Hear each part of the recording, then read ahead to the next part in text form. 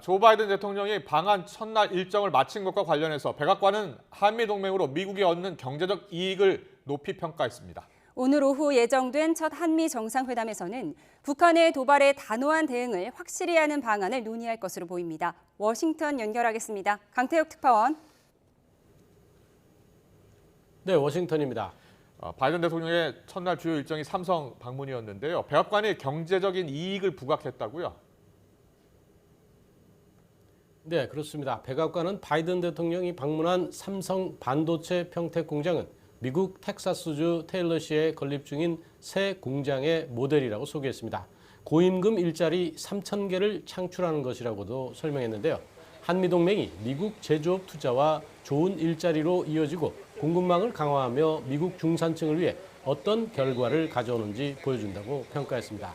더 나아가 한국 기업이 2020년 기준 620억 달러, 우리 돈 78조 원을 미국에 투자해 9만 4천 명 이상의 미국인 생계를 떠받치고 있다고 강조했습니다. 그러면서 한국이 미국의 가장 큰 무역 투자 파트너 가운데 하나라고 의미를 부여했습니다. 과거에는 국방과 안보에 주안점을 뒀던 한미 동맹이 경제 분야로 확대되면서 미국 경제에도 큰 도움이 된다는 점을 부각한 셈입니다. 네, 정상회담에서는 북한 문제가 핵심 의제인데요. 단호하게 대응하겠다는 메시지를 분명하게 보내겠다는 게 미국 정부의 입장이죠.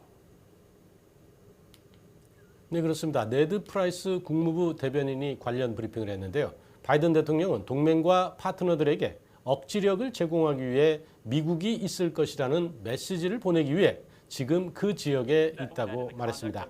한일 정상과 회담을 통해 미국이 어떠한 위협과 공격에도 단호히 대응할 것이라는 점을 매우 분명히 할 것이라고 강조했는데요.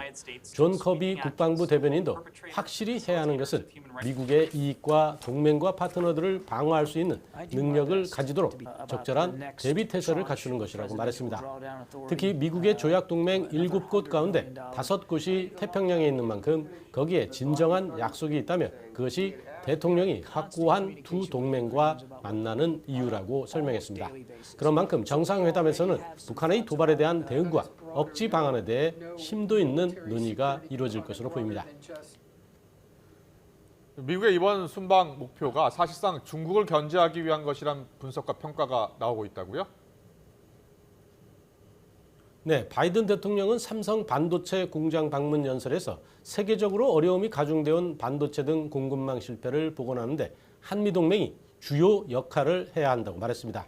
기술 등의 협력을 통해 한미동맹을 강화하자는 것인데요. 경제 안보라는 용어를 거듭 강조하면서 가치를 공유하는 나라끼리 기술 협력을 하자고 말했습니다. 사실상 중국과 러시아에 의존하지 말자는 의미로 특히 중국 견제를 간접적으로 역설한 것이란 분석입니다.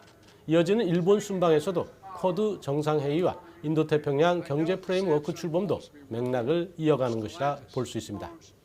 미국의 주요 언론들도 바이든 대통령이 경제 안보 메시지와 함께 중국을 배제하는 동맹의 가치를 강조하고 있다고 평가했습니다. 지금까지 워싱턴에서 YTN 강태욱입니다.